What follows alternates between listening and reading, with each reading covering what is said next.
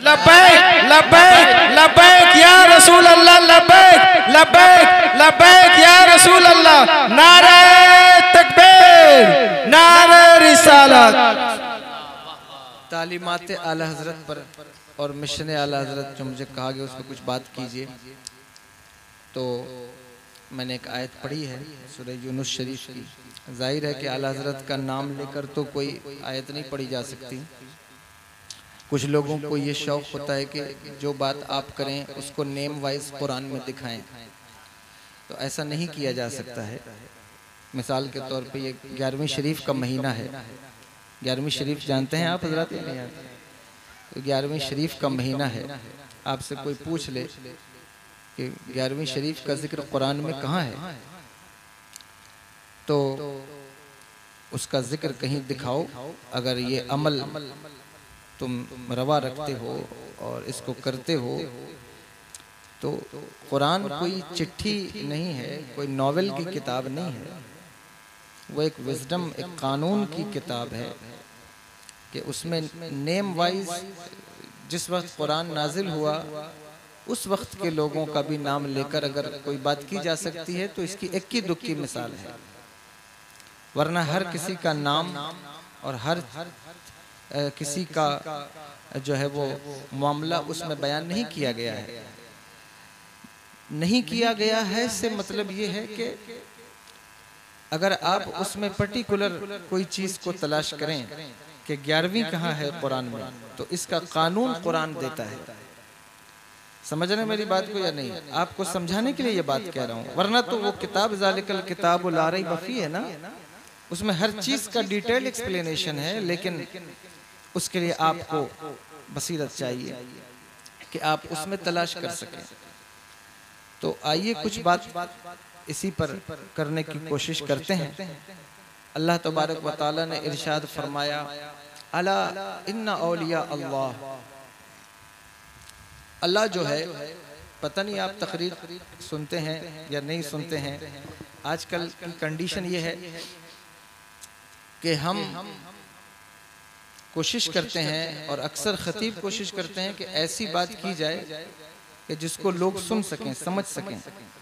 लेकिन इस चक्कर में बाज़ औक़ात हम वो तक बयान करने लग जाते हैं जो बयान नहीं करना चाहिए, जिससे अवाम की आदत ख़राब हो गई और लोग इल्मी बात सुनने से ऐसे भागते हैं, ऐसा भागते हैं जैसे लोग कोविड में वैक्सीनेशन का नाम सुन के भागते थे कि अगर कोई इल्मी बात कभी छेड़ दी जाए तो लोगों का ज़ौक़ ये तैयार नहीं होते वो इस बात को सुनने के लिए कि कोई बात की जाए। इसीलिए आप देखेंगे आज यहाँ उलमा भी बैठे हैं और मैं बहुत छोटा आदमी हूँ, तालिबे इल्म हूँ, लेकिन ये बात करता हूँ जसारत। आप देख लें 10 साल पहले, 15 साल पहले महफिलों का रंग दूसरा होता था। वो एक इंफॉर्मेटिव, एक नॉलेज वाली महफिल होती थी जिससे गुजरने वाले, आपके मोहल्ले में रहने वाले गैर मुस्लिम हों, जो यहूदी हों, नसारा हों, वो भी आपकी महफिल की इम्पोर्टेंस को, उसकी अहमियत को, उसकी कदर को समझते थे। लेकिन आप बुरा मत मानिएगा, मैं आपके यहाँ पहली मर्तबा आया हूँ। आप अपनी महफिलों को वो रंग न दें कि जो आपकी इंसल्ट और आपके मजहब के इंसल्ट का बाइस बने।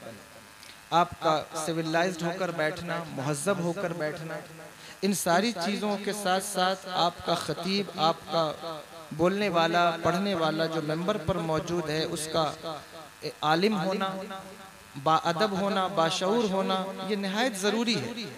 वरना आपकी महफिलों का जो वक़ार है वो ख़त्म हो जाएगा और ख़त्म हो रहा है। जाहिर सी बात है, आप देखते हैं कि लोगों की इस्लाह करने वाले खुद ही एक दूसरे का गिरबान मेंबर पर नोच रहे हैं। ये बात तो छुपी नहीं है, खुली हुई बात है। उसकी वजह क्या है कि इल्म से और इंफॉर्मेटिव गुफ्तगू से आप बिल्कुल दूर हैं। जो बच्चे हमारे सामने बैठे हैं, ये बात कैमरे में रिकॉर्ड होगी।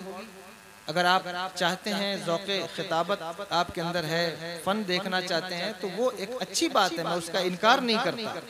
लेकिन फ़न इसलिए होता है ताकि अपनी बात कौम के अंदर पहुँचाई जा सके। जब फ़न का इस्तेमाल सिर्फ और सिर्फ अपना मफाद हासिल करने पर रह जाए तो फिर वो फ़न किसी काम का नहीं। खिताबत का फन ही इसीलिए सिखाया गया ताकि लोगों को इल्मी बात जो है वो एक अच्छे पैराए में, एक सहल पैराए में आपके जहन में उतारी जा सके। लेकिन अगर आपका मिजाज ही ऐसा हो जाए कि साहब मुझे किसी इल्मी गुफ्तगू पर तवज्जो नहीं देना, तो जाहिर है कि खतीब को अपनी मार्केटिंग भी तो देखनी है। वो तो कोई ऐसी बात नहीं करेगा, वो आपको वाकयात सुनाएगा, हिकायात सुनाएगा, नारे लगवाएगा और चला जाएगा। लेकिन अगर आप में से 10 लोग भी संजीदा हैं, 10-20 लोग भी समझदार हैं, जिन्होंने कोई इल्म दीन हासिल किया है या असरी उलूम से कोई आगही है, मैं आपको जिम्मेदारी देता हूं, अपनी कमेटियों को टोकिए और रोकिए और उनसे कहिए कि किसी ऐसे इंसान का इंतखाब न करो जो हमारे गांव, हमारी मजलिस, हमारे महफिल की इंसल्ट का बाइस बन जाए। ये काम न करो। याद रखो, उलमा की मौजूदगी में कहता हूं, इस वक्त दीन से वफा का उन्वान जलसा नहीं है। जलसे करने चाहिए, मैं इसका मुनकर नहीं हूं, हम खुद रोज जलसे में शामिल होते हैं, लेकिन दीन से वफा का उन्वान सिर्फ जलसा नहीं है। दीन से वफादारी का उन्वान सिर्फ लंगर या नाद खानी या कैमरा बाजी नहीं है, खुदा की कसम नहीं है। दीन से वफा का उन्वान क्या है? दीन के तकाज़ों को समझना कि दीन किस बात का मुतकाज़ी है, दीन क्या चाहता है तुमसे, दीन की तलब क्या है। अगर इस बात को उधर वाले भी ना समझे, इधर वाले भी ना समझे, तो फिर ये जलसा किसी काम का नहीं रह जाएगा। जलसे को बामकसद बनाना है तो पहले दीन के तकाज़ों को समझना होगा कि दीन किस बात का मुतकाज़ी है। खुदा की कसम दीन इस बात का तकाजा करता है, आप लाखों के मजमे में ना आए, 50 लोगों के मजमे लेकर आप बैठें, 20 लोग आप आकर के बैठें, आपकी गुफ्तगू रिकॉर्ड हो, लेकिन जो आप उसमें गुफ्तगू करें वो इतनी खूबसूरत हो, इतनी बेहतरीन हो कि उस गुफ्तगू से जलसे का मेयार सेट हो जाए, उस गुफ्तगू से जलसे का मेयार वाज़े हो जाए, ताकि तुम्हारे जलसों पर भौंकने वाले, तुम्हारे जलसों को बुरा भला कहने वाले, और गैर क्या बुरा भला कहेंगे, हर खतीब की जबान पर यह बात आप सुनते हैं, रोज जलसों में वो ये बात करते हैं, शोरा ये बात करते हैं, हमारे जलसों का मेयार गिर रहा है, तो उठाएगा कौन? गिर रहा है तो उठाने वाला कौन है? इस बात का शिकवा करने वालों, ये तुम्हारी जिम्मेदारी है। जिस वक्त तुम इल्म की तरफ पेशकदमी करोगे, जलसे का मेयार खुद ब खुद उठता हुआ नजर आएगा। आप ही पेशकदमी नहीं करें, आप ही पेशकदमी नहीं करें, आप शिकायत करें साहब जलसे का मेयार गिर रहा है, तो गिरा कौन रहा है? ये बात तवज्जो वाली है या नहीं? इसलिए आप इल्मी बात सुनने की आदत डालिए। मैं तो चला जाऊंगा आधे घंटे में, आपके मुबल्लिग यहाँ अल्हम्दुलिल्लाह मुझसे अच्छे होंगे और वो आपको सिखाएंगे, लेकिन आपको ज़ौक़ होना चाहिए। इसीलिए कभी भी आप देखेंगे खतीब खिताबत करें, लेकिन आयत पढ़ने के बाद वो 2-4 साल भूल जाता है कि मैंने कौन सी आयत पढ़ी थी, उसको मालूम ही नहीं होता कि मैंने क्या पढ़ा है। मैं किसी खतीब की बेअदबी नहीं करता, मेरे बहुत से दोस्त खतीब हैं और वो मुझे सुनेंगे बाद में, वो कहेंगे क्या बात करते थे आप, मैं उनसे बहुत माफी चाहता हूँ, लेकिन अर्ज करना चाहता हूँ कि आप समझिए कि आपको क्या बात करना है, क्या नहीं करना है। आइए कुछ बात शुरू करते हैं। फरमाया अला इन्ना औलिया अल्लाह, अला हर्फ तंबी है। जब किसी चीज की स्पेशलिटीज को बयान करना हो या किसी ऐसी चीज की तरफ मुतवज्जे करना हो कि जिसकी तरफ इंसान की तवज्जे न हो, तो भी अला का इस्तेमाल होता है। और आप कहेंगे फिर आपने इल्मी बात शुरू कर दी। देखो, अगर तो बात समझ में आए तो सुनिए, अगर नहीं समझ में आए तो तवज्जे से कान लगाकर सुनिए कि या अल्लाह मुझे समझ में नहीं आ रही, लेकिन चूंकि बात तेरे कलाम की चल रही है तो समझ में आए तो ठीक है, नहीं आ रहा है तो ऐ मेरे मालिक इस सुनने के सदक़े में मेरी बख्शिश कर दे। और खुदा की कसम जो उसके कलाम को समझ कर पढ़ता है अल्लाह उसको भी माफ करता है, जो समझने की कोशिश करे समझ ना सके और फिर भी पढ़ता रहे अल्लाह उसे भी माफ फरमा देता है। इमाम सिबवे बहुत बड़ा नाम है ना, नहव में बहुत बड़ा नाम है सिबवे का। उनका इंतकाल हुआ तो उनको किसी बुजुर्ग ने देखा ख्वाब में, उनसे पूछा कि ऐ सिबवे तुम नहव के इमाम गुजरे हो, सारी जिंदगी तुमने लफ्जों के उधेड़ बुन में गुजार दी और लफ्जों से खेलते रहे, तुम्हारा क्या बना? उन्होंने कहा अल्लाह ने मुझे माफ कर दिया। कहा क्यों माफ कर दिया? तुम्हारा कौन सा ऐसा अमल था कि जिस पर अल्लाह ने तुम्हें माफ कर दिया? उन्होंने कहा कि कोई अमल नहीं, मैं सारी जिंदगी गर्दानों की अलट पलट में और जो है वो कलाम को सेट करने में गुजारता रहा, लफ्जों में सारी जिंदगी गुजर गई, लेकिन उन्हीं अल्फाज में मेरे रब का नाम भी आया। तवज्जो है, सुन रहे हैं या नहीं आया? कहा उसी अल्फाज में मेरे रब का नाम भी आया।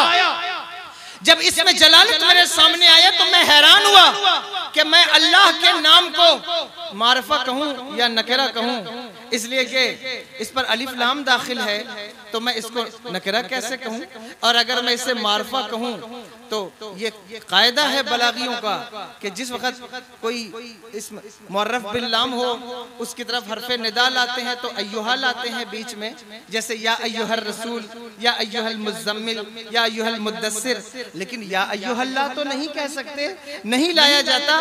तो ये मारफा है या नकरा है, मेरे समझ में नहीं आया, और जब समझ में नहीं आया तो मैंने कहा ऐ मेरे मालिक, जिस तरह तेरी जात हमारी समझ से बड़ा है, तेरा नाम भी हमारी समझ से बड़ा है। अल्लाह अकबर। बस इसी वजह से अल्लाह ने मेरी बख्शिश फरमा दी, मुझे माफ फरमा दिया। नारे तकबीर, नारे रिसालत, शहनशाह मदीना कॉन्फ्रेंस, नारे तकबीर। फरमाया का आपसे कहना चाहे, आपको समझ में आए ना समझ में आए, लेकिन आप तवज्जो से सुनना के बाद अल्लाह के कलाम की हो रही। इस आयत को बार बार आपने सुना है। अल्लाह कहता है कि मेरे वलियों को, मेरे दोस्तों को ना कोई खौफ है, ना कोई वो गम खाएंगे, कोई उनको हुज़्न मलाल नहीं है, उनको कोई टेंशन नहीं है, कोई गम नहीं है। अल्लाह अकबर कबीरा। क्या किसी का गम नहीं है अल्लाह के वलियों को? यानी कि अल्लाह का भी गम, अल्लाह का भी खौफ नहीं है? आप कहेंगे नहीं, उन्हें अल्लाह का खौफ है। बोलो अल्लाह के वलियों को खौफ है अल्लाह का या नहीं? वो कहा गया कि उन्हें कोई खौफ नहीं है, तो क्या अल्लाह का भी खौफ नहीं है? अल्लाह का खौफ मौजूद है। उसकी मिसाल 11वीं शरीफ का महीना है। मेरे आका गौसे आजम रज़ी अल्लाह ताला अन्हु मताफ में सर रखकर रोते हैं और कहते हैं, मेरे मालिक, अगर मेरी नेकियां कबूल न हुई तो मुझे मैदान महशर में नाबीना उठाना, ताकि मैं दूसरों के सामने रुसवा न हो सकूं। अल्लाह अकबर, मैं अपनी रुसवाई नहीं देख सकता, मैं उस शर्मिंदगी के माहौल को कैसे बर्दाश्त करूंगा? कौन गौसे आजम जिन्होंने सारी जिंदगी अल्लाह अकबर कबीरा, उन जिनकी हर सांस पर अल्लाह अकबर, अल्लाह का नाम बसा हुआ है, आती जाती सांस अल्लाह का नाम पुकारती है। 40 साल तक जिसने इशा के वजू से फजर की नमाज अदा की है, अल्लाह अकबर। आज तो 11वीं का लंगर है, 11वीं का जलसा है, माइक है, टेंट है, पंडाल है, खूबसूरत अमामे हैं, अच्छे जुब्बे हैं, और सामने सामईन हम गुफ्तगू करते हैं। लेकिन गौसे आजम की तारीख को पलट कर देखेंगे तो आपको पता चलेगा 40 साल 35 साल अल्लाह अकबर कबीरा जंगलों में, बयाबान में, खंडरात में गुजर गए, दौड़ते दौड़ते वजद की कैफियत में, अल्लाह को याद करते मुजाहिदे की कैफियत में। आज तो लोगों ने सबसे आसान काम पीर बनना समझा हुआ है, लेकिन कभी गौसे आजम की जिंदगी को देखो कि उनकी जिंदगी गुजरी कैसे है। फरमाते हैं कि 7-7 दिन 10-10 दिन गुजर जाते, मैंने हलक से एक लुक़मा भी नीचे ना उतारा होता, एक दाना भी मेरे हलक से नीचे ना जाता, कभी पानी भी ना पीता, और जो है वो सर्दी की सर्द रातों में दरियाए दजला के किनारे एक पैर पर खड़े होकर सारी रात पूरा कुरान पढ़ता रहा हूँ, शैतान के हमले से बचते हुए। दरियाए दजला में एक रात में 70 बार गुस्ल करके सर्दियों की रातों में ठिठुरते हुए अल्लाह को याद करने वाला शेख अब्दुल कादिर जिलानी, अल्लाह अकबर कबीरा, टहलते टहलते मुजाहिदा करते करते कभी श्रीलंका के जंगल तक तशरीफ ले आए। ये बात आ गई है वलियों की, इसलिए ये बात कहता हूँ कि आप समझते हैं कि गौसे आजम के सिलसिले में हम मुरीद हैं तो हमें किसी मुजाहिदे की रियाजत की इबादत की क्या जरूरत है? बस उनका नाम ले लिया, जन्नत में हम चले जाएंगे। ये बात तवज्जो वाली बात है।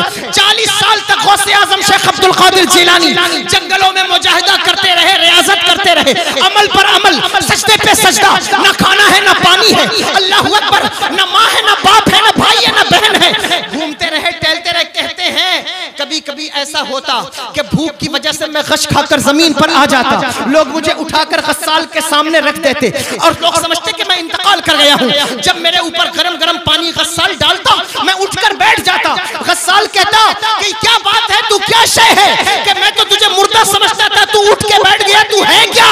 कहते मैं अल्लाह की निशानियों में से एक निशानी हूँ। और फिर नारे हक लगाकर जंगलों में दौड़ जाते, कहते हैं 40 साल तक मैं ये काम करता रहा हूँ। ये अल्लाह का खौफ नहीं है तो फिर और क्या है? ये अल्लाह का डर नहीं है तो फिर और क्या है? ये अल्लाह की मोहब्बत नहीं है तो फिर और क्या है? 40 साल तक कहते हैं भूखा प्यासा और बगदाद के खंडरात से लेके कर्क के पहाड़ों तक घूमता रहा हूँ अल्लाह की जुस्तजू में। 40 साल के बाद मेरे रब ने मुझसे पूछा, ए अब्दुल कादिर बता क्या चाहता है? ए अब्दुल कादिर बता क्या चाहता है? ए अब्दुल कादिर बता क्या चाहता है? मेरे आका गौसे आज़म कहते, मैंने कहा है मेरे मालिक, मैंने 40 साल तुझे याद करते, मुजाहिदा करते, इश्क की मंजिलों को तय करते गुजार दिया। अब मुझे महबूब बना, अब मुझे महबूब बना। खुदी को कर बुलंद इतना कि हर तकदीर से पहले खुदा बंदे से खुद पूछे, बता तेरी रही। नारे तकबीर, नारे रिसालत, फैज़ाने गौसे आज़म, शाने गौसे आज़म।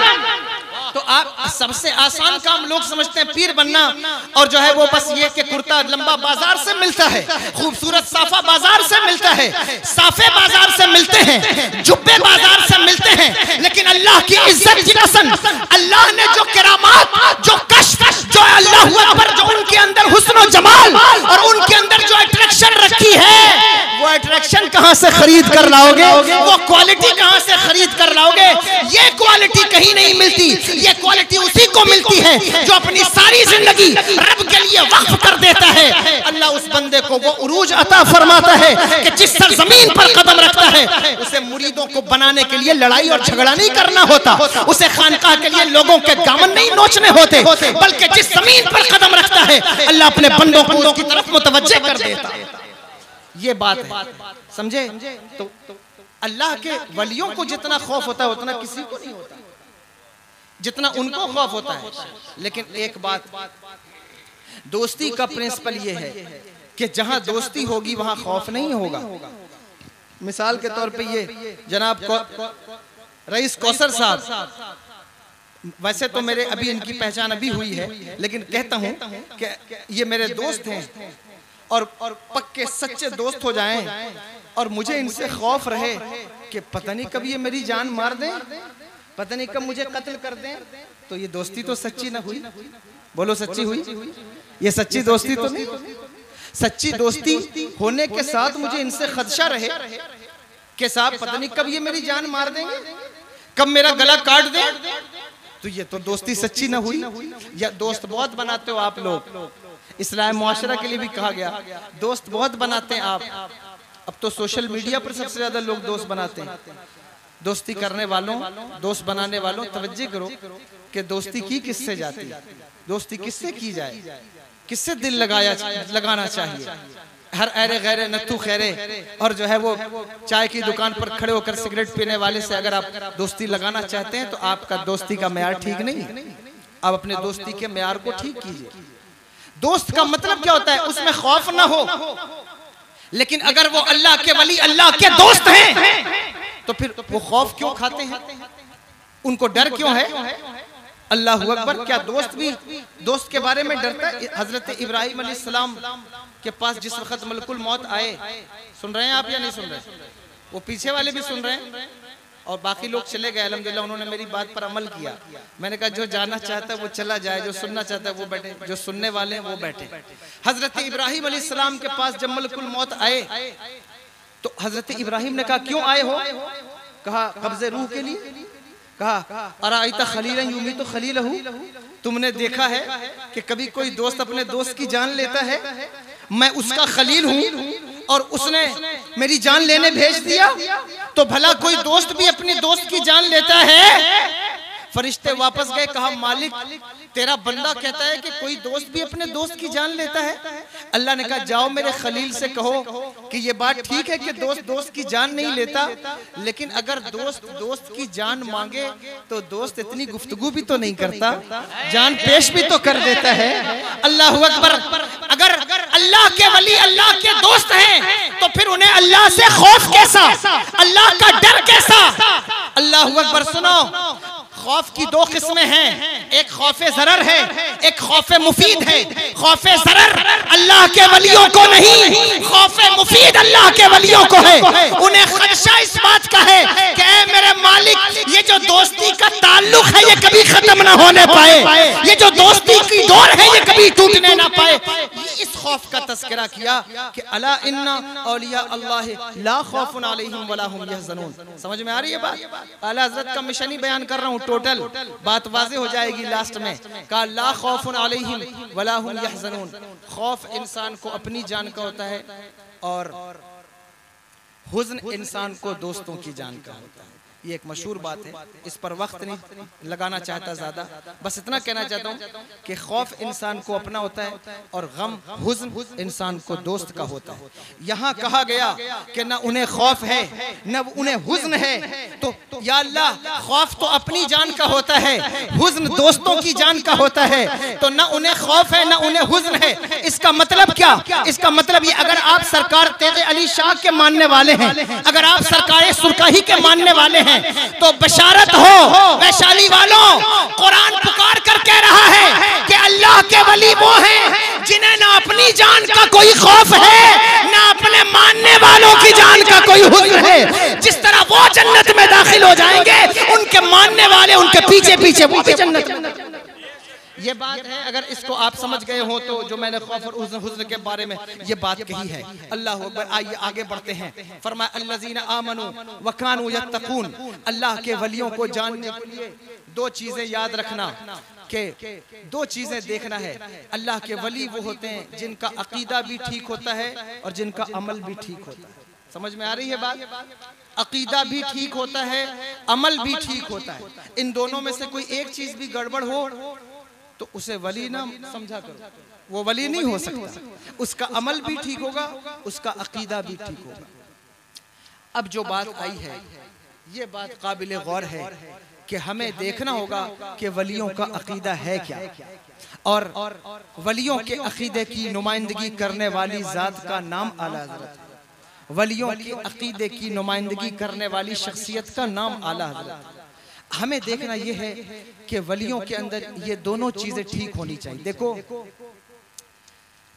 वलियों की जिंदगी और जमात में वलियों का होना, ये आपके अकीदे और आपके मसलक की सच्चाई की दलील है। लोग हमसे पूछते हैं कि आप मसलक के अहले सुन्नत वल जमात के मानने वाले, आप कहते हैं आप ही हक पर हैं, तो आप ही हक पर हैं, इसकी क्या दलील है? बहुत से फिरके हैं, कोई अपने आप को अहले हदीस कहता है, कोई अपने आप को अहले कुरान कहता है, न जाने क्या क्या कहते हैं, लेकिन आप ही कहते हैं हम ही हक पर हैं। इसकी दलील क्या है? सुन रहे हैं? बताऊं इसकी क्या दलील है कि आप ही हक पर हैं? 11वीं करने वाले, 12वीं करने वाले, सरकार सुरकाही का उर्स मनाने वाले, तेग़े अली शाह का उर्स मनाने वाले, यही लोग हक पर हैं। इसकी क्या दलील है? ये बात काबिल गौर है, आपके लिए बड़ी काम की है। देखो, वलियों का जमात में होना और वलियों का मसलक में होना, ये मसलक की सदाकत की दलील है। आप कहेंगे कैसे? कुरान की आयत है ना, या अय्युहल्लज़ीना आमनुत्तकुल्लाह व कूनू मअस्सादिकीन। ऐ ईमान वालों, अल्लाह से डरो और सच्चों के साथ हो जाओ। यहाँ सच्चों से मुराद अइम्मा तफसीर कहते हैं औलिया की जात है। एतराज किया गया उलमा की जात क्यों नहीं, औलिया की जात क्यों? इस तरह कुरान की आयत है फस्अलू अहल ज़िक्र इन कुंतुम ला तालमून। जब तुम्हें किसी चीज का सवाल करना हो, ना जानते हो, तो अहले इल्म से पूछो। लेकिन आप देखेंगे अइम्मा तफसीर के तबके को कि वहां वो अहले ज़िक्र से मुराद उलमा नहीं लेता, बल्कि अल्लाह अकबर, अल्लाह के वली मुराद लिए गए। सिर्फ उलमा नहीं कहा। वो क्यों कहा? इसलिए कि सफेदी को स्याही के जरिए से जांचा जाता है, हक को बातिल के जरिए से जांचा जाता है। तो जिस तरह कुफ्र को जांचना है, तो कुफ्र में और इल्म में ये दोनों कुल्लियैन मुतबायनैन नहीं है। इसलिए कि ऐसा हो सकता है कि इल्म भी एक जगह हो और कुफ्र भी उसी जगह पर मौजूद हो। इल्म और कुफ्र एक साथ जमा हो सकते हैं। इसलिए किसी जमात में बड़े बड़े ऊंची टोपी वाले और इल्म वालों को देखकर आप ये नहीं कहेंगे कि आलिम इतना बड़ा है इसलिए इसका अकीदा सच्चा है, इसकी दाढ़ी का वैल्यूम ज्यादा है इसलिए इसका अकीदा सच्चा है, किताबें बहुत लिखी हैं इसलिए इसका अकीदा सच्चा है। नहीं नहीं, मदरसे खारजियों के पास भी है, दाढ़ी गाड़ियां जो है वो यहूदियों के पास भी हैं, इल्म जो है वो उलमाए यहूद के पास भी है, इल्म तो हज्जाज की हर्राफा के पास भी था। इल्म और कुफ्र इकट्ठा हो सकते हैं? शैतान की जात में इल्म और कुफ्र दोनों इकट्ठा हुए हैं या नहीं हुए हैं? अल्लाहु अकबर कबीरा, नबी को मरकर मरकर मिट्टी में मिल जाने वाला कहने वालों में इल्म और कुफ्र इकट्ठा हुआ है या नहीं हुआ है? नबी की सब अल्लाहु अकबर, नबी को दीवार के पीछे की खबर नहीं कहने वालों में इल्म और कुफ्र इकट्ठा हुआ है या नहीं हुआ है? अल्लाहु अकबर कबीरा। पता चला इल्म और कुफ्र इकट्ठा हो सकते हैं, लेकिन कोई एक मिसाल पेश करो कि जहां विलायत और कुफ्र इकट्ठा हो गए हो, जहां विलायत होगी वहां कुफ्र नहीं आएगा, जहां कुफ्र होगा वहां विलायत। सुभान अल्लाह। नारे तकबीर, नारे रिसालत, फैज़ाने गौसे आज़म, नारे तकबीर, नारे रिसालत। जहां विलायत होगी वहां कुफ्र नहीं आएगा। वैशाली वालों, पता क्या चला? अगर वाकई गुफ्तगू सुन रहे हो तो पता ये चला, साबित हुआ कि जो अपने मसलक के हक होने का दावा करे, जो अपने मसलक का सच्चा होने का दावा करे, उसे अपने मसलक में उलमा नहीं दिखाने हैं, उन्हें अपने मसलक में वालिय बगदाद दिखाना होगा, उन्हें अपनी जमात में ख्वाजा हिंदल वली दिखाना होगा, उन्हें अपनी जमात में सरकाए सुरकाही दिखाना होगा, उसे अपनी जमात में आला हजरत दिखाना। ये बात माशाअल्लाह, ये तब पता चलेगा कि उसका मसलक सच्चा है या नहीं। ये इतनी बात जो मैंने की है इसे भी इसलिए की है कि मिशन आला हजरत का तालीमात आला हजरत बयान करें। ये तालीमात आला हजरत है, जो बात मैं कह रहा हूँ मैं खुद से नहीं कह रहा हूँ। और तालीमात आला हजरत भी इस तरीके से है कि वो औलिया अल्लाह की तालीम है जो उन्होंने बयान की है। जो बात आला हजरत ने की है, अल्लाहु अकबर, वो मुजद्दिद अल्फसानी की बात की है। जो उन्होंने बात की है वो हज़रत अल्लामा महमूद आलूसी की बात की है, उन्होंने अपनी बात नहीं की है। अल्लाहु अकबर। ये कानून सेट हुआ कि मसलक का सच्चा होने के लिए उसकी जमात में औलिया को देखना होगा कि औलिया मौजूद हैं या नहीं मौजूद। दूसरी बात, एक दलील और पेश कर दूं आपके मसलक की हक्कानियत पर। 1450 साल की तारीख देख लो, 1450 साल की तारीख में तुम देखोगे कि जितने भी फिरकाए बातिला हैं उनकी पुष्ट पनाही में, उनके सपोर्ट में दुनिया में कोई ना कोई हुकूमत, कैपिटलिस्ट और कोई ना कोई ताकत या मुल्क उनके सपोर्ट में खड़ा होगा। तारीख पढ़िए, खल्के कुरान का फितना उठा, ये उलमा बैठे, इनसे पूछिए बैकग्राउंड में हुकूमत है या नहीं है। मुतज़िला का फिरका उठा, बैकग्राउंड में हुकूमत खड़ी है या नहीं खड़ी है। खारजियों का फितना, हुकूमत खड़ी है या नहीं खड़ी है। अल्लाह, आगे बढ़ते जाइए, आगे बढ़ करके देखिए, आपको पता चलेगा कि साहब जो है वो सऊदियों का फितना उठा, बताओ हुकूमत सपोर्ट में खड़ी है या नहीं खड़ी है। शियाओं का जो है वो ईरानियों के पीछे ईरान की हुकूमत खड़ी है या नहीं खड़ी, आप मुझे बताइए। अल्लाहु अकबर कबीरा। आप 1450 साल की तारीख को खंगालो, तुम्हें पता चलेगा कि बातिल फिरकों का मिजाज ये है कि वो सबसे पहले हुकूमत की पुष्ट पनाही हासिल करते हैं। ये एक जनरली बात है जो मैं अपने तौर पर कर रहा हूँ। वो सबसे पहले हुकूमत की, कैपिटलिस्ट की, बिजनेसमैन की का सपोर्ट हासिल, इसलिए कि उनको मालूम है कि हमारे फिरके में वो दम नहीं है कि जो अपने कदमों पर चल सके, इसलिए इसको हुकूमत की जरूरत है, इसलिए इसको कैपिटलिस्ट की जरूरत है, इसलिए इसको सपोर्ट की जरूरत है। कोई ना कोई सपोर्ट लाना होगा, कोई ना कोई कंडीशन लानी होगी। लेकिन अल्लाह अकबर, कितने दिन हुकूमत के सपोर्ट से फिरका चलेगा, कितने दिन हुकूमत के सपोर्ट से मसलक चलेगा। ये मसलक तो ऐसी चीज नहीं जो हुकूमत के सपोर्ट से चलता रहे। अकबर ने भी सपोर्ट किया है मसालिक का, अल्लाह अकबर कबीरा पहले, फिर बाद में उसने एक नया मसलक तजवीज कर लिया, वो एक अलग बात है। लेकिन बात ये अर्ज करना चाहता हूं कि हर फिरका बातिला के पीछे तुम्हें कोई ना कोई हुकूमत, ताकत, इख्तिदार करने वाले खड़े मिल जाएंगे। लेकिन वैशाली वालों, 1450 साल की तारीख पढ़कर देखो, ये वो मसलक अहले सुन्नत वल जमात है जो बादशाहों के दरबार में नहीं पला, इसने बादशाहों को भी पाला है, फकीरों को भी पाला है। हुकूमतें इस मसलक में पलती रही हैं। ये कभी बादशाहों का भी मसलक है, फकीरों का भी मसलक। ये वो मसलक है कि बादशाह भी इसके गुलाम रहे हैं, फकीर भी इसके गुलाम रहे। ये तुम्हारा वो मसलक, जिस मसलक पर तुम खड़े हो, जिसे मसलक अहले सुन्नत वल जमात कहा जाता है, इस मसलक पर तुम खड़े हो। ये औलिया का मसलक, सूफिया का मसलक है, जिसकी नुमाइंदगी आला हज़रत फाज़िल बरेलवी रहमतुल्लाह ताला अलैह ने फरमाई है। और किस तरह फरमाई? फरमाया सबसे पहले तुम्हें देखना यह है कि अकीदा ठीक होना चाहिए। अगर अकीदा खराब हो गया, अकीदा बिगड़ गया, अकीदे का पता नहीं चला, तो जाहिर है कि जिसका अल्लज़ीना आमनू व कानू यत्तकून, पहले ईमान का जिक्र है, अकीदे का जिक्र है। अगर इस्तकबाल कर लें, नारे तकबीर, नारे रिसालत। आगे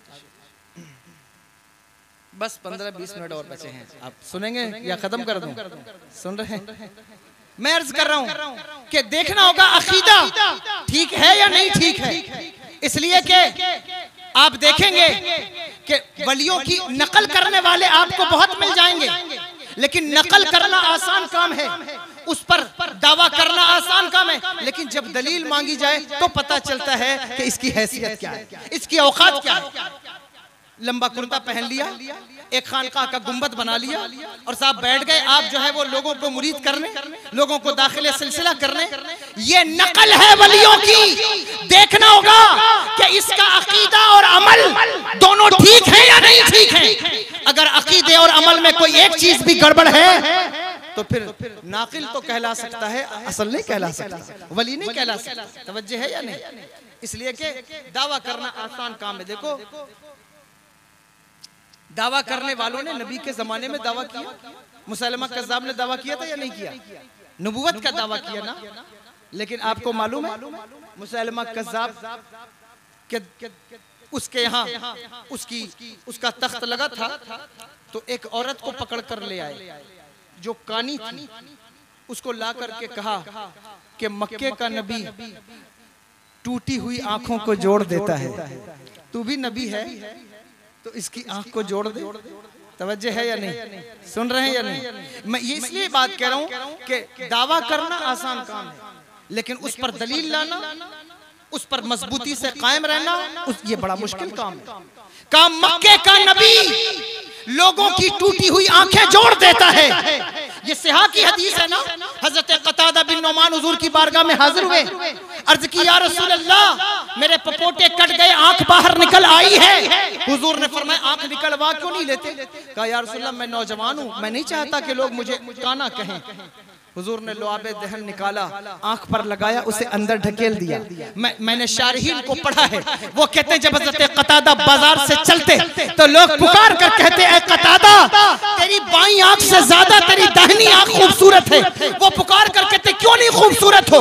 बाईं आंख फरिश्तों ने लगाई है, दाहिनी आंख मेरे मुस्तफा ने लगाई है। मुझे बाईं आंख से ज्यादा दाहिनी आंख से दिखाई देता है क्योंकि मेरे आका ने लगाया।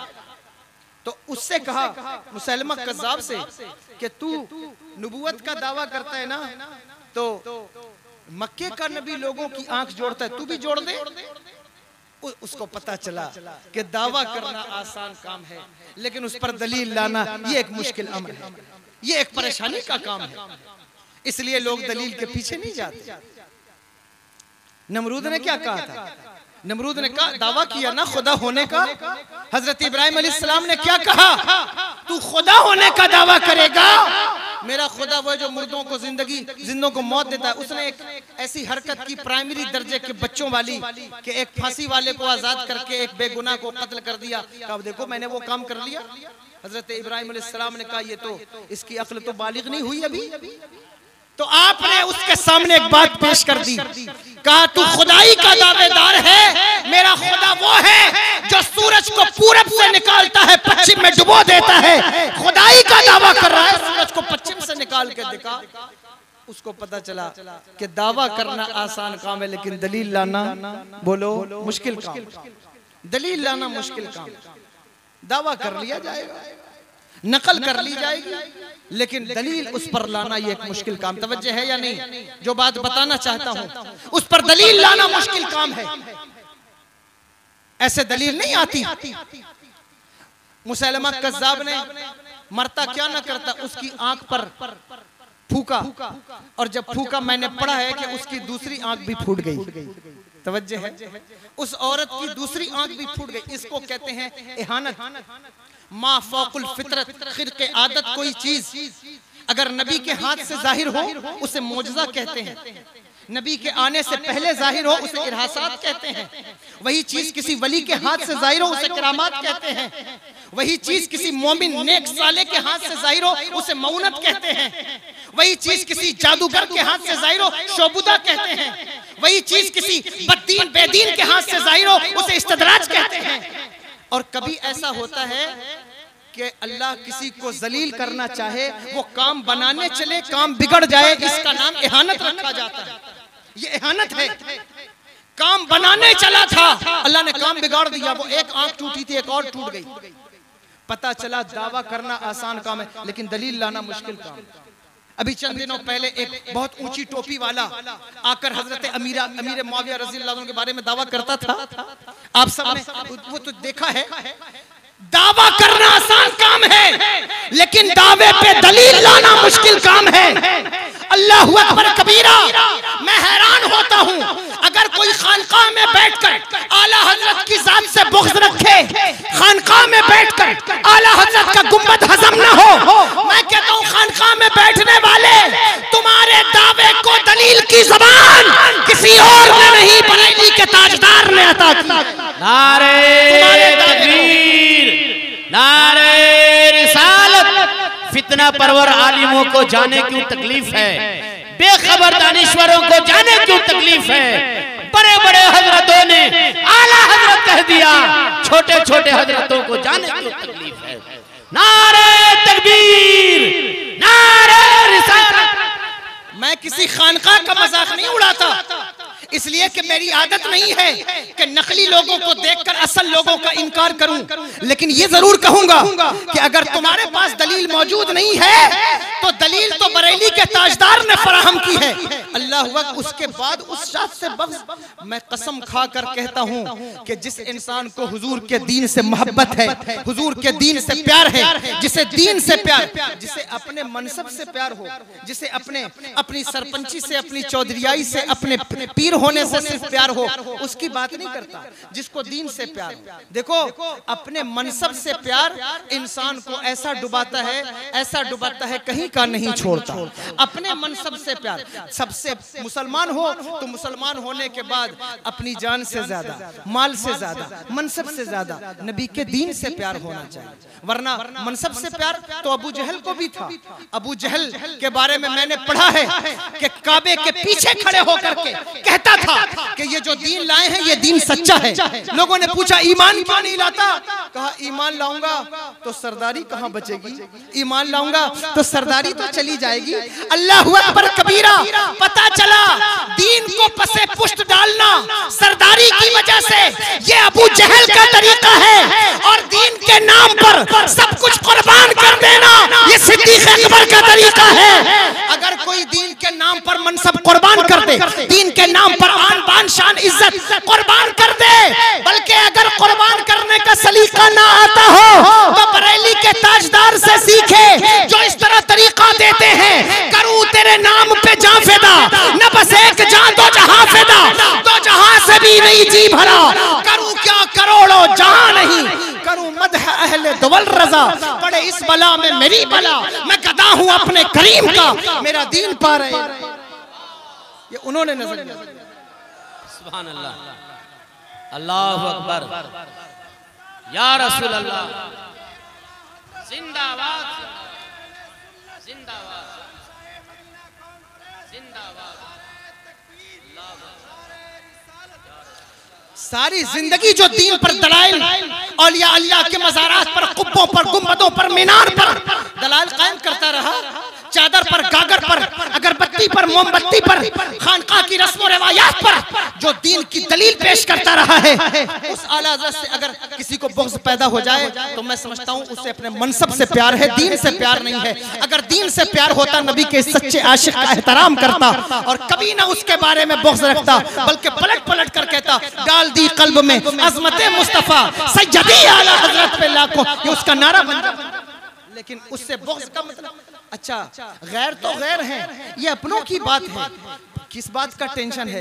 गैरों की तरफ देखो तो वो कहते हैं आला हजरत एक फितना परवर का नाम है, माज़ल्लाहि रब्बिल आलमीन। मैं तुम्हारी अदालत में ये बात रखता हूँ, मैंने अंबिया अलैहिमुस्सलाम के जो है वो नुमाइंदों का, उनकी उम्मत के औलिया का तस्करा पढ़ा है, अंबिया का तस्करा पढ़ा। आप सूरह यासीन शरीफ पढ़िए, आपको मिलेगा कि दो लोग जो हजरत ईसा अलैहिस्सलाम के नुमाइंदे बनकर अंताकिया की तरफ गए, उनको अंताकिया के बादशाह ने क्या कहा? कहा ये तो फितना फैलाने वाले लोग हैं, ये फसाद फैलाने वाले लोग हैं जो हमारे शहर में, हमारे गांव में आ गए हैं। इसकी एक दो मिसाल नहीं है, जब जब कोई हक की बात करता है, जब जब कोई अच्छी और सीधी सच्ची बात करता है, दुनिया के बदतरीन लोग उसे फितना परवर कह के उसके नामूस और उसकी इज्जत पर हमला करते हुए नजर आते हैं। अल्लाहु अकबर कबीरा। मैं आपकी अदालत में ये बात रखना चाहता हूँ, और लाइव या जो है वो बाद में जो सुनेंगे उनकी अदालत में भी ये बात रखना चाहता हूँ कि तुम आला हज़रत को फितना परवर कहते हो, तो मुझे दिल पर हाथ रखकर बताओ कि फितना किसने फैलाया है? अल्लाह को झूठा कहने वाले फितनेवर हैं, फितना परवर हैं, या अल्लाह अकबर अल्लाह को सच्चा कहने वाला फितना परवर है? मुझे बताओ कि नबी मरकर मिट्टी में मिल गए, ये कहने वाला फितना परवर है, या ये कहने वाला कि सरवर कहूं कि मालिक को, मौला कहूं तुझे, बागे खलील का गुले ज़ैबा कहूं तुझे, तेरे तो वस्फ़ ऐबे तनाई से है बरी, हैरा हूं मेरे शाह, मैं क्या क्या कहूं तुझे? क्या ये फितने की ज़बान है? अल्लाह अकबर। वो सुबह लालाज़ार फिरते हैं, तेरे दिन ए बहार फिरते हैं, कोई क्यों पूछे तेरी बात रज़ा, तुझसे कितने हजार फिरते हैं। क्या ये फितना परवर की ज़बान है? अल्लाह अकबर। कभी कहते कौन देता है, देने को मुंह चाहिए, देने वाला है सच्चा हमारा नबी।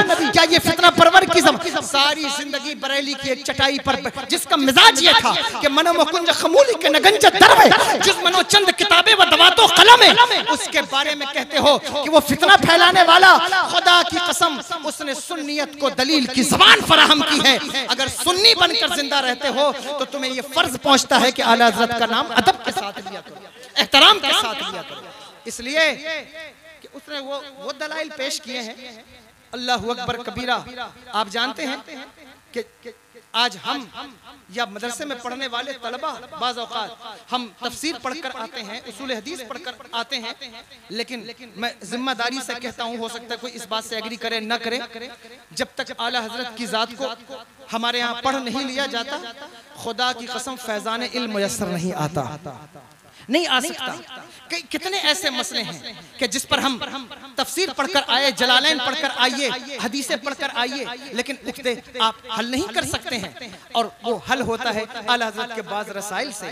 लेकिन इसके बावजूद भी ऐसे लोग मौजूद हैं जिन्होंने आला हज़रत को पढ़ा नहीं, आला हज़रत को दूर से देखा है, गौर से नहीं देखा, करीब से नहीं देखा।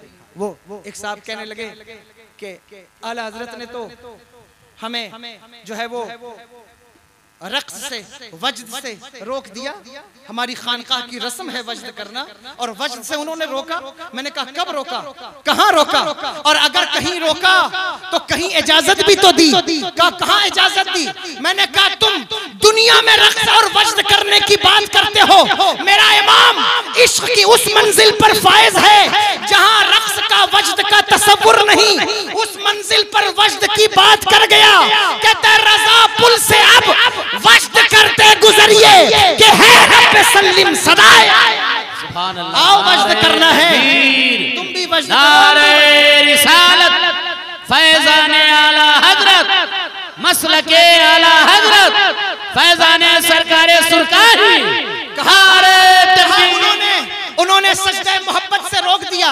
मैंने कहा हमारी शरीयत में सजदा जायज नहीं, लेकिन अल्लाहु अकबर कबीरा, अगर तुमने उस मर्दे कलंदर को गौर से पढ़ा होता तुम्हें पता चलता कि अगर सजदे से रोका है तो अल्लाहु अकबर कहीं इसका कोई रास्ता भी बताया है। कहा क्या रास्ता बताया? मैंने कहा आओ मैं बताता हूँ कि आला हज़रत ने सजदे मोहब्बत का रास्ता क्या बताया। कहा क्या बताया? मैंने कहा कहते हैं ऐ शौक़े दिल गर ये सजदा उनको रवा नहीं, अच्छा वो सजदा कीजिए के सर को खबर न हो और आगे बर्दाश्त न कर सके, तो कहते हैं पेशे नजर वो नौबहार, सजदे को दिल है बेकरार, रोकिए सर को रोकिए, हाँ यही इम्तिहान है। और आगे कहते बेखुदी में सजदे दर या के रोजे का तवाफ, जो किया अच्छा किया फिर तुझको क्या, जो जो किया अच्छा किया फिर तुझ। आप कहते हैं उन्होंने कोई तरीका नहीं बताया, वो मर्द कलंदर। मैं बात इसलिए कर रहा हूं कि मुझे कहा मिशन आला हजरत बयान करें, लेकिन मेरी हैसियत नहीं है मैं उनका मिशन बयान कर सकूं, न वक्त इतना है कि मैं उस पर कोई बात कर सकूं, इसलिए मैंने डाइवर्ट कर दिया इस तकरीर को शेर व शायरी के रूह से कि आप शायद इस तरह से कोई बात समझ सकें। मुझे उम्मीद है कि आप ये बात समझोगे। उन्होंने अकीदे पर जो दलाइल फराहम किए हैं उस पर तवज्जो करो, गौर करो। वलियों के अंदर तुम्हें देखना होगा उनका अकीदा ठीक हो और अमल ठीक हो। अगर अमल ठीक नहीं है, खत्म करना है क्या बोलना है थोड़ी देर ले आप जब हालांकि 1:30 बज गया है, मैं बोलता हूँ थोड़ी देर। अमल अकीदे पर बात की, अमल अगर ठीक नहीं है, अल्लज़ीना आमनू व कानू यत्तकून, अमल ठीक नहीं है तो भी उसके इर्द गिर्द ना भटको। इल्म के साथ जरूरी नहीं कि इल्म आए तो अमल ठीक हो जाए। इल्म जरिए हिदायत है, खुद हिदायत नहीं। तवज्जो है? तो जरूरी नहीं कि इल्म आए तो अमल अच्छा हो जाए। इसलिए वलियों की बारगाह में जाने का हुक्म क्यों दिया जाता है? ये बार बार हमारे उलमा क्यों कहते हैं? बल्कि अल्लाहु अकबर, वो उलमा और वो आलिम जो उलमा का आलिम है, उस्ताजुल उलमा है और रोशन ख्यालों का उस्ताद है, जिसे दुनिया आरिफ रूमी कहती है। वो कहते हैं मौलवी हरगिज न शुद्ध मौलाए रूम। मौलवी उस वक्त तक मौलाए रूम नहीं बनता जब तक उसे कोई शम्स तबरेज न मिले। क्यों? इसलिए कि जरूरी नहीं कि इल्म तुम्हारे अमल को सुधार दे जब तक कि तुम्हारा कोई मुस्लिह ना हो, जब तक कि तुम्हारा कोई शेख ना हो, जब तक कि तुम पर किसी वली की नजर ना पड़ जाए। यही वजह है कि मदरसे से तलबा फारिग हो रहे हैं, किसी शेख की उन्हें जरूरत महसूस नहीं होती। वो कहते शेख की क्या जरूरत है, मैंने 8 साल बुखारी पढ़ी है, 8 साल तिरमिज़ी बैज़ावी पढ़ी, अब मुझे शेख की क्या जरूरत है। मैं कहता हूँ तूने ज्यादा पढ़ा है या शेख शहाबुद्दीन उमर सोहरवर्दी ने ज्यादा पढ़ा था? तूने ज्यादा पढ़ा है, अल्लाहु अकबर या हज़रत बाबा फरीद ने ज्यादा पढ़ा था? तूने ज्यादा पढ़ा है या हुज़ूर महबूब इलाही ने ज्यादा पढ़ा था? तुझे क्या पता कि वलियों और शेख की जरूरत कितनी है? अगर ये बात जानना है तो शेख शहाबुद्दीन उमर सोहरवर्दी से पूछो। उनके मामू या उनके कजन ब्रदर हजरत नजीबुद्दीन अल-क़ुदामा अल-मक़दसी अल-हम्बली कहते हैं कि मैं शेख शहाबुद्दीन उमर सोहरवर्दी को लेकर गौसे आजम की बारगाह में गया। पीर की जरूरत किसी को ओश से लेकर दिल्ली लाती है, पीर की जरूरत किसी को सिमरान से जो है वो पंडवा शरीफ लाती है, पीर की जरूरत किसी को लखनऊ से दिल्ली ले जाती है, पीर की जरूरत तो कहां कहां घुमाती है। पीर की जरूरत जिसको होती है वो पीर को तलाश करता है और पीर को वही तलाश करता है जिस पर अल्लाह का करम होता है। तुम्हें पीर की जरूरत नहीं तो इसका मतलब यह है कि तुम्हारा किसी फील्ड में इंतखाब ही नहीं। अगर चाहते हो कि लोग कहते हैं साहब औलिया ने क्या खिदमत की है, उलमा खिदमत करते रहे हैं, उलमा की खिदमत हैं, ये जमात वो जमात, साहब इतना बड़ा काम, इतना बड़ा मदरसा, इतना बड़ा दारुल उलूम किसी सूफी ने तो नहीं बनाया, किसी वली ने नहीं बनाया, ये तो उलमा ने बनाए हैं। मैं कहता हूँ मैं तुम्हारी इस बात का डिटेल में जवाब नहीं देना चाहता, बस इतना कहना चाहता हूँ खुदा की इस कायनात पर, हिंद की इस सरजमीन पर मुझे कोई जमात, कोई मदरसा, कोई इदारा दिखाओ कि जिसने एक नजर उठाई हो तो 90 लाख लोगों को कलमा पढ़ा के छोड़ दिया हो। तुम नहीं दिखा सकते। वो अल्लाह का एक वली है, दुनिया जिसे गरीब नवाज कहती है, ख्वाजा हिंदल वली सुल्तानुल औलिया, उसकी जात है। पता चला कि आलिम होना अलग बात है और वली होना अलग। तवज्जो है या नहीं है? इस उम्मत के औलिया में, रिजाल में अल्लाह ने वो पावर रखा है कि हजरत काजी सनाउल्लाह पानीपती मजरी फरमाते हैं तफसीर मजरी के अंदर इस आयत के ज़ैल में, कुंतुम खैरा उम्मतिन उखरिजत लिन्नास तामुरून बिल मारूफ व तनहूना अनिल मुनकर। फरमाया कि इस उम्मत के रिजाल में अल्लाह ने वो कशिश रखी है। फरमाया रिजालो हाज़िहिल उम्मत अक्सरो इरशादन व अक़वा तासीरन फिन्नास बिल जज़्ब इलल्लाह सुब्हानहु व तआला। कहा इस उम्मत के रिजाल में वो तासीर है कि जितना ये लोगों को अपनी तरफ खींचते हैं, पिछली किसी उम्मत में लोगों के पास ये तासीर नहीं है जो इस उम्मत के औलिया में मौजूद है। वो लोगों को अपनी तरफ खींचते हैं, लोग उनकी तरफ दौड़ते हैं। मैंने पढ़ा हुजूर गौसुल आजम की तारीख जिंदगी में एक एक मजलिस में 50-50 हजार यहूदी ईमान लाते। शहजाद के अंदर हजरत इमाम अहमद इब्ने हंबल की तारीख जिंदगी में लिखा है कि जिस वक्त इमाम अहमद इब्ने हंबल का जनाजा उठा, उनके जनाजे को देखकर 2 लाख यहूदी ईमान लाए। जी के क्या खिताब करना है, पता चला मर्दाने खुदा जिंदगी में भी खिताब करते हैं, मरने के बाद भी खिताब करते हैं। आज भी अगर हम इन औलिया की सीरत को इख्तियार कर ले तो हमें लोगों को घसीट कर पकड़ कर उन्हें सुभान अल्लाह कहने पर, उन्हें पैसा देने पर मजबूर नहीं करना होगा, बल्कि खुदी को कर बुलंद इतना कि हर तकदीर से पहले खुदा बंदे से खुद पूछे, बता दे ये खुद पैदा हो सकता है। इस उम्मत की ये स्पेशलिटीज हैं, अगर कोशिश की जाए तो इसको अचीव किया जा सकता है। मेहनत की जाए, लोगों को अपने करीब करके उनकी इस्लाह की जा सकती है, उनको रुश्द व हिदायत के सामान फराहम किए जा सकते हैं। इसलिए लेकिन ये आपको देखना होगा कि जिसके आप करीब हो रहे उसका अकीदा ठीक है, उसका अमल ठीक है या नहीं ठीक। तो वलियों का अमल भी ठीक होता है, वो अमल भी, उनका अमल कैसा होता है? अल्लाहु अकबर कबीरा।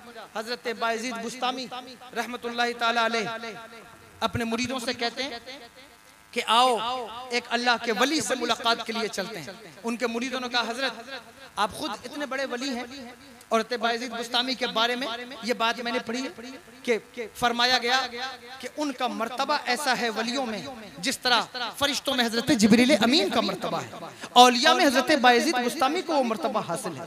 अगर कोई इख्तिलाफ करेगा तो उसके अपने ज़ौक़ के मुताबिक वो कर सकता है, लेकिन बहरहाल ये बात मैंने अर्ज कर दी। आप मुझे बताएं, वो कहते आओ अल्लाह के एक वली के बारे में पता चला है कि वो अल्लाह का वली है, उससे मुलाकात करके आते हैं। मुरीदों को साथ लिया, लेकर निकले। पता चला पहले पीराने किराम औलिया भी एक दूसरे की मुलाकात के लिए जाते थे, लेकिन अब तो मुलाकात नहीं कर सकते ना एक दूसरे से। वो क्यों मुलाकात नहीं कर सकते? वली एक वली है, दूसरा वली है, उस दोनों वली आपस में मोहब्बत करते हैं। ये कुरान ने कहा है, अल्लाह के दोस्त एक दूसरे से मोहब्बत करते हैं। सहाबा की तारीफ नहीं बयान की, मुहम्मदुर रसूलुल्लाह वल्लज़ीना माहु अशिद्दाउ अलल कुफ्फार रुहमाउ बैनहुम नहीं कहा। लेकिन आप देखें साहब, एक पीर साहब हैं, मैं उन पीरों को नहीं कह रहा हूं जो हमारी जमात के अच्छे पीर हैं, मैं उनका टारगेट है मेरा जो नकली और नाम नेहाद हैं। अगर कोई ये कहे साहब मेरे पीर को ऐसा कह दिया, मैं तुम्हारे पीर को, अगर तुम्हारे पीर के अंदर ये क्वालिटीज हैं तो फिर तुम्हें गौर करना चाहिए और तुम्हारे पीर को भी गौर करना चाहिए। लेकिन मैं किसी सच्चे पीर का मुनकर नहीं, मैं पीरों का तलवा पीने धोकर पीने वाला आदमी हूँ। अल्लाहु अकबर। साहब एक पीर वो दूसरे से मिल नहीं सकते, क्यों नहीं मिलते? क्या टेंशन है, क्या कशाकशी है? साहब टेंशन ये है कि कहीं ऐसा ना हो कि मेरा मुरीद दूसरे पीर के पास मैं जाऊं, मेरा बैच तोड़कर कहीं जो है वो दूसरे पीर का मुरीद ना हो जाए। पता चला कि मेरे मिलने के चक्कर में सिलसिला इरादत का नुकसान होता रहे। ये इसी टेंशन को खत्म करने का नाम विलायत है, इसी गहमा गहमी को खत्म करने का नाम विलायत है। आप कहते हैं ये वलियों का मयार कुर्ता लंबा होने से नहीं होता, देखना होता है उनका अमल कैसा है, उनका दिल और दिमाग कैसा है, उनका अल्लाहु अकबर अखलाक कैसा है, किरदार कैसा है। लेकिन हमारी कौम को इससे मतलब नहीं, वो तो देखती ये है कि सोशल मीडिया पर पीर के फॉलोवर कितने हैं। अब तो मयार यहाँ तक घट गया है कि वो ये भी नहीं देखती कि साहब वो आलिम है या नहीं है, मुत्तकी है या नहीं। वो देखते कि सोशल मीडिया अकाउंट पर हमारे पीर साहब के जितने फॉलोवर हैं दूसरे के पीर के उतने फॉलोवर नहीं, इसलिए मेरा पीर सच्चा है। अगर हक का ये मयार करार पाएगा तो सारे बॉलीवुड वाले पीर बन जाएंगे, याद रखना। अगर ये हक का मयार करार पाएगा सारे स्पोर्ट वाले आप पीर बन जाएंगे। ये हक का मयार नहीं है, उसके मानने वाले कोई ना हो, एक हो, दो हो, तीन हो, लेकिन अल्लाह ने उसकी नजर में वो असर दिया हो कि अगर वो नजर उठाकर किसी पर नजरे मोहब्बत डाल दे तो वो किसी को शेख शहाबुद्दीन उमर सारवर्दी बनाता है, किसी को बायजीद बुस्तामी बनाता है। पीर का मतलब ये होता है कि वो किसी पर नजरे मोहब्बत डाले तो फिर उसे कहां से कहां पहुंचा दे। ये मतलब होता है पीर का।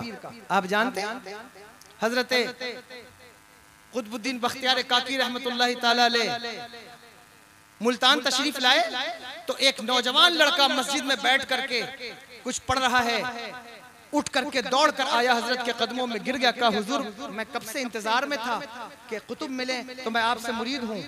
कहा क्या नाम है? कहा मेरा नाम फरीद है।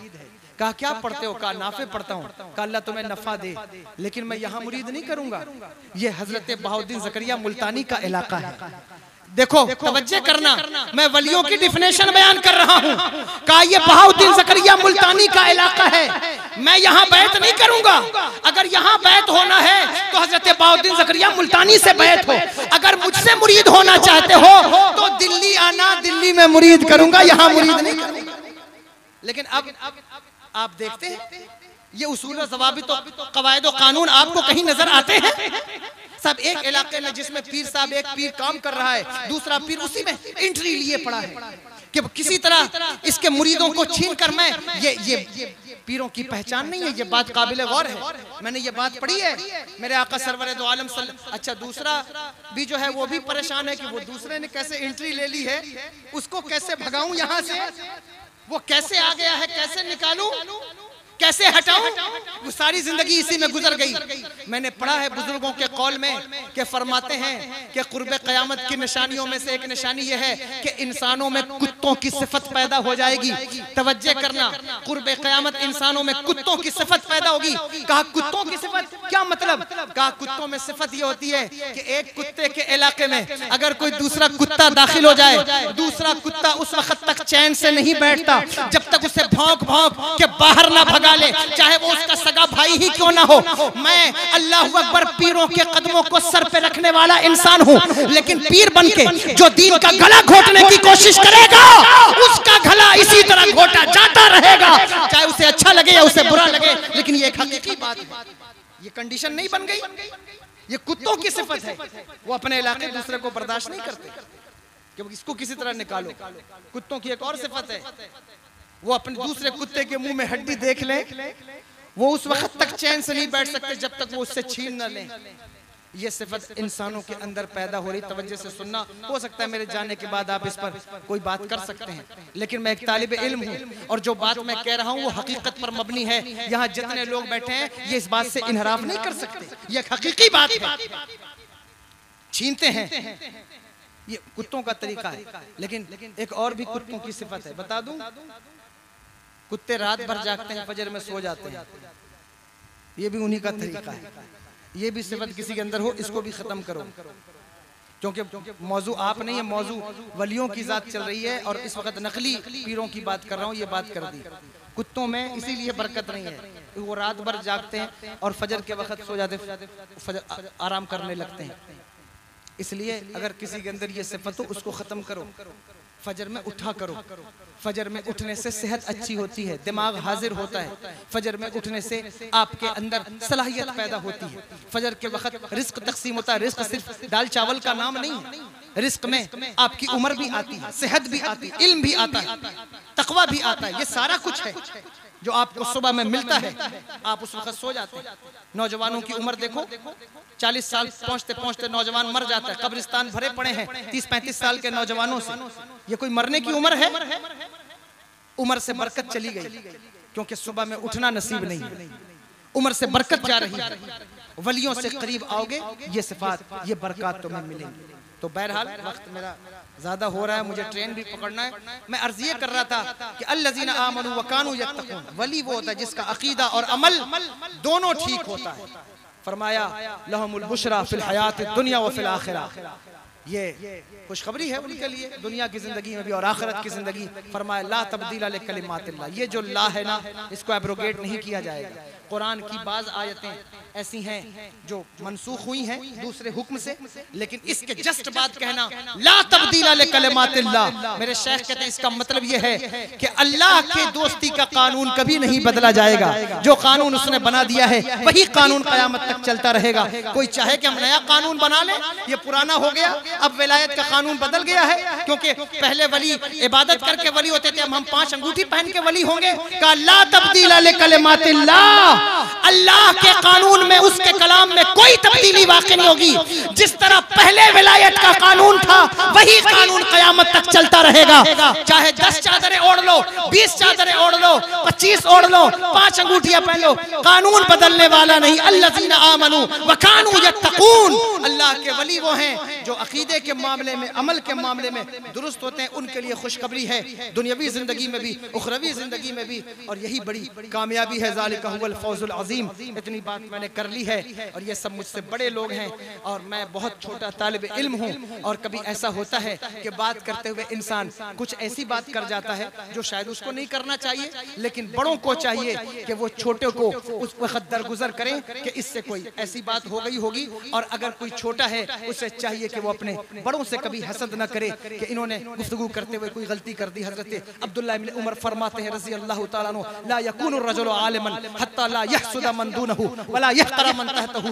इंसान उस वक्त तक आलिम नहीं बनता जब तक वो अपने बड़ों का हसद ना छोड़ दे, अपने छोटों को हकीर जानना ना छोड़ दे। इसलिए अल्लाहु अकबर कबीरा, ये जामे जो है वो ये बज़्म मैं है, जामे जम नहीं, यहाँ कोई किसी से कम नहीं, सब अपनी जगह बेमिसाल हैं। मैंने जो बात की है अगर मुझसे कोई कम इल्मी में गलती हो गई हो मैं अल्लाह से माफ़ी मांगता हूँ। अस्तगफिरुल्लाह रब्बी मिन कुल्लि ज़म्बिन व अतूबु इलैह। मेरे साथ पढ़िए, अशहदु अल्ला इलाहा इल्लल्लाह व अशहदु अन्ना मुहम्मदन अब्दुहु व रसूलुहु। कमेटी वालों का भी शुक्रगुजार हूँ, उन्होंने मुझ जैसे हकीर को आपके सामने इतनी देर बैठाया, मुझे कुछ सुनाने, आपको सुनने का मौका फराहम किया। अल्लाह तबारक व तआला इनकी बज़्म को कबूल फरमाए, मेरे आने जाने को, सभी उलमा के आने को कबूल फरमाए और हमें हर हादसात परेशानियों से महफूज रखे।